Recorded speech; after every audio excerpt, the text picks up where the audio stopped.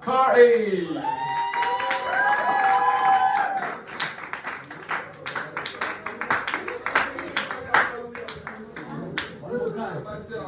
Sorry.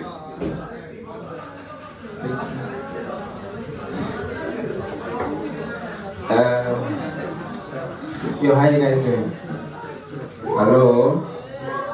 How you guys doing? If you don't want to greet me, it's fine. We can continue with the hostility. I'm joking. I'll give you one more chance to greet me. How you guys doing? Alright. Shout out to you. Your set was so dope, man. You're such a fun guy. It's also the pressure. What? This guy is fun. It's ridiculous. They've introduced me. My name is Kaey. You spell that with the Kaey. The easiest way to pronounce it is, kind of reminds you of a car that's passing by and it surprises you like car. Hey, that's how you pronounce it. So no, it's Kaey. If you don't pronounce the E, I'll fight you outside. It's okay. Welcome to the show, man. I had to go talk to myself and calm my nerves down. But let's just get into this thing. A couple of jokes. We're doing it just for laughs. A remedy for my nerves. So I was in church earlier today. And they were teaching us about, well, amongst other things, of course. They were teaching us how to utilize oxygen. How to utilize. We do what is called health talk. So they're teaching us how to utilize oxygen. So it turns out, for you to be able to laugh and smile, and do all those happy, positive things, it utilizes oxygen. So that means it's good for you to laugh, and smile and do positive things. Well, that also means, being gloomy and sad and depressed. It messes with your circulation. What I'm leading to is, you should laugh. Regardless of the jokes that I do here today, just laugh because it's good for you. So if you find yourself not laughing, just check yourself. You might be dying. I don't want people dying in my show. And because I don't want people dying in my show, this is the part where I say laugh and enjoy your money's worth. But you didn't pay. Which is why you're here. Because it's free. A bunch of cheapskates. But it's fine. Welcome to the show. What I want to talk about, I got a lot of things to talk about. So he established that I'm from Zimbabwe. Well, actually I'm from Bulawayo. Unfortunately, Bulawayo happens to be in Zimbabwe. Okay. Unfortunately, it's a thing. It's a whole thing. It's a fight. They know it. We know it. But yes, unfortunately, Bulawayo happens to be in Zimbabwe. I say this to say, as of today, I wish, and I speak for a lot of Zimbabweans when I say this, when I say this, the saying that says, oh my goodness, there's so many Zimbabweans, shouldn't be a thing. We know. Like, we got some problems at home, okay? We're running from some things. I feel like it should be regarded at the same place as, not allowing white people to say the word nigga. Because we know, homies, we don't want to hear it.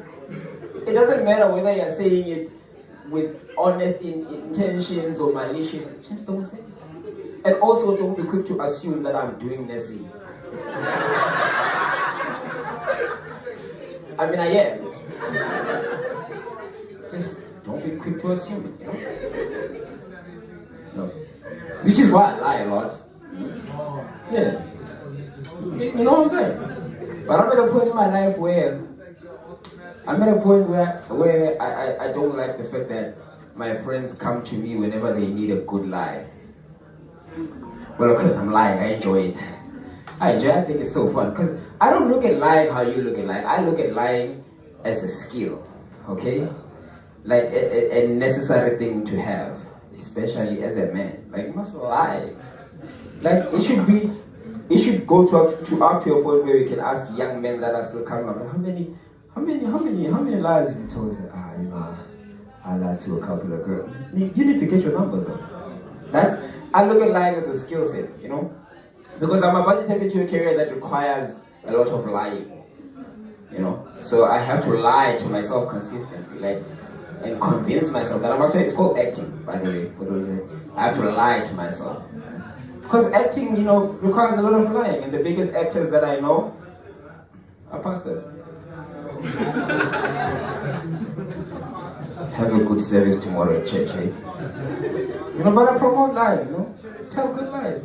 I feel like women deserve to be lied to. Yeah. I really do think women deserve to be lied to. Don't judge me. I'm going somewhere. Don't judge me. Because women have failed to accept two things in life about a man. My nervous remedy again. Sometimes when you ask us what's wrong, well, most of the times you ask us what's wrong, there's genuinely nothing wrong. And women have a hard time believing that. You know, now you have to lie. Because you never win. You know, it's either you make up a lie about what's wrong, or, you know, or you get in trouble for not saying what's wrong. And the second one would be to, you know, saying that I can actually sit, you know, idly think about nothing. Women have a hard time believing that. Because they're always so busy thinking about things, thinking about the things I'm probably thinking about that I am not thinking about. So you need to lie. I condone lying. Lying is a very good thing. It's a necessary skill set in life. Also because for me, in my career, that's where the money lies. No, I'm sorry. But the unfortunate part about lying is, you know, like one lie gives birth to another. It's kind of like a hydra snake, you know. Hey, hydra, you know, cut off one head and two more shall take its place. You know? So you gotta have the skill if you're gonna decide to lie to people, you know. But yeah, man. Like I said, I'm in a point where I'm lying to my friends. They come to me for a good lie. That means I have friends. So yeah, clap hands for me. I have friends. Yeah. So me and my friends have been like going out a lot lately. Okay, not lately. You know, we've been going out since we met each other like a lot. You know. So it's a thing. You know, we are either some way entertaining people or some way getting entertained by people. You know, it's a thing. So we go out a lot. And then we realized lately that there's a trend amongst Warsaw bouncers. You know, something I don't understand that's going on in Warsaw, at these clubs, because for me the concept of a bouncer is, you are a bouncer, you're a big person. What it means, if somebody gets, you know, starts trouble at a club, you pick them up, you put them outside, you bounce them out of the club, you know. An occasional slap or two if need be, you know. But now they carry this thing, it's really small. I would say they're trigger heavy, except they don't have guns. But they are trigger heavy. They're carrying this small can that has like a liquid in it, you know, and they put it in people's eyes. Cha, cha, cha. Others call it pepper spray, others call it mace. I don't know what it is because I don't want to misgender it, you know? I don't want to assume. It's wrong to assume. But wouldn't that be dope? If you could tell what it was by spraying it in your like, ah! Damn, that's some good pepper spray, Richard. You got the latest kind pepper from India? What's going on? You know what I'm saying? But yeah, man. Basically what I was alluding to is that bouncers in Warsaw have turned into human skunks. You make them nervous a little bit, then spray you with a liquid that's itching and very painful. That's how I feel about Warsaw bouncers right now. But you know, life is very short, so you know, try to avoid bouncers. I don't know who measured it, but they say life is short. But you know, before I get out of here, I just like to say, I've been trying to understand something about Polish people that's really been bugging me. What is your obsession with navy blue jackets? What's going on? Like, you give us palpitations. Like, I have a small heart attack every time I have to get into a bus and I see somebody outside wearing a navy blue jacket. Because my immediate assumption is you're ticket control. Why are you wearing this navy blue jacket? Is there no other color? There's green, there's white. There's so many colors. And it's popular amongst the elderly. Oh my goodness, you all look so serious with a bag on and navy blue jacket. And I'm like, do you have an idea how it feels? Do you have an idea how it feels?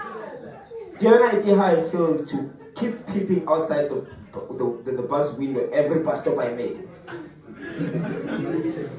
Is that them? Some you don't even realize until you see them sitting down like, oh, okay. He's not gonna ask anything. What is the obsession? Like to make it more sense, you know, like my mind doesn't even. Okay, now this is not to say that we don't pay our tickets. Okay, we don't, but that's not to say we don't pay our tickets. Okay, but it really doesn't matter whether you do or don't pay. You know. Thank you. You know, but it doesn't matter whether you pay or don't pay. It really doesn't matter. Ticket control just gives you heart attack. Whether you pay the ticket, like they can be inside the bus.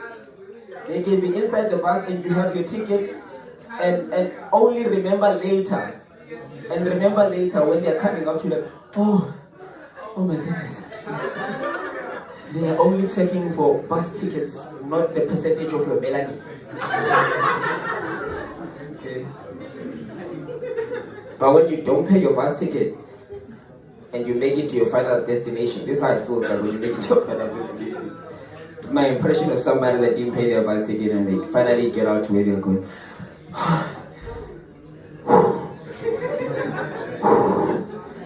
I was the longest 5 bus stops of my life. It kind of feels like, you know, they've let you out of the slave ship and they've put you back to your people, like, go home! Anyway, that's been my 5 minutes. Thank you so much.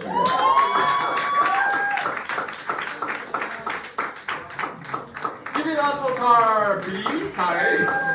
Give me Kaey. I don't want to be racist, but